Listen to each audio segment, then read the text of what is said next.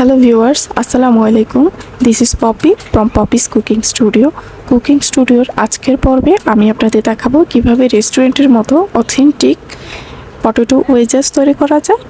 আশা করছি রেসিপিটি আপনাদের ভালো লাগবে। রেসিপিটি যদি আপনাদের ভালো লাগে তাহলে অবশ্যই কমেন্ট করে জানাবেন এবং চ্যানেলটি সাবস্ক্রাইব করে পাশে থাকবেন।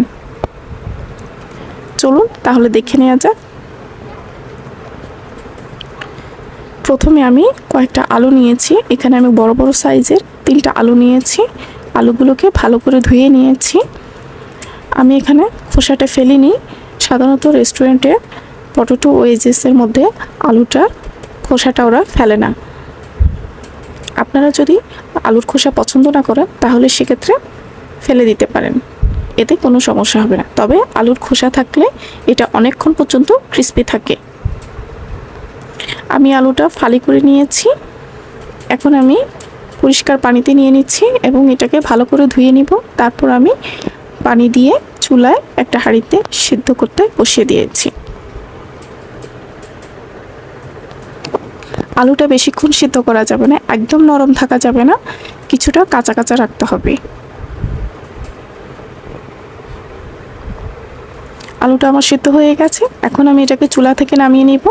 তারপর আমি এটাকে কিচেন টিস্যু উপর রেখে দিব যাতে করে পানিটা শুকিয়ে যায়।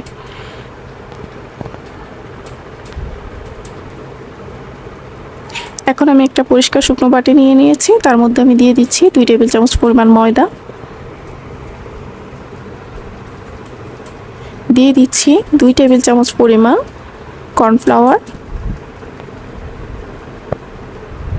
তারপর আমি এর মধ্যে দিয়ে দিচ্ছি 1 চা চামচ পরিমাণ মরিচ গুঁড়ো,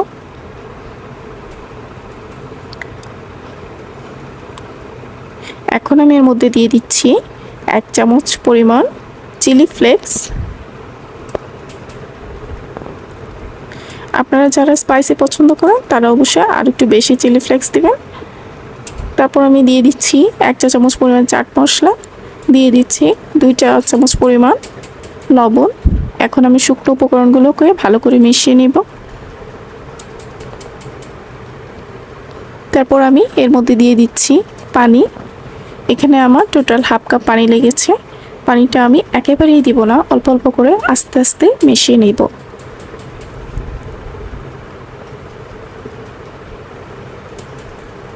এই কাজটা আপনারা চাইলে চামচ দিয়েও করতে পারেন অথবা হ্যান্ড মিক্সার দিয়েও করতে পারেন, তবে আমি চামচ দিয়ে করেছি।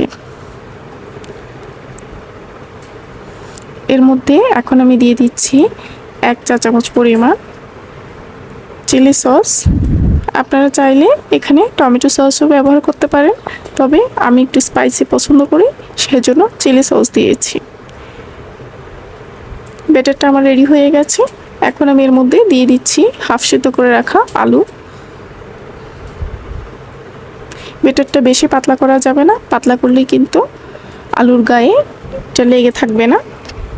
অর্থাৎ আমরা বেগুনি যেভাবে বানাই ঠিক সেরকমভাবে আলুগুলো ব্যাটারের মধ্যে ডুবিয়ে রাখতে হবে।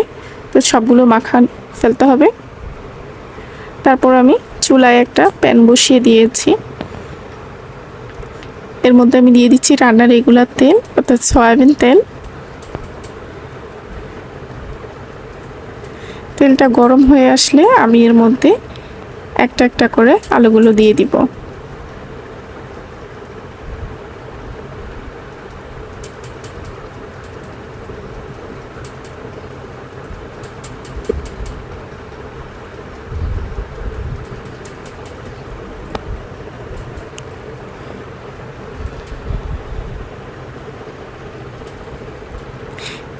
এই পর্যায়ে চুলার আঁচটাকে লো করে রাখতে হবে।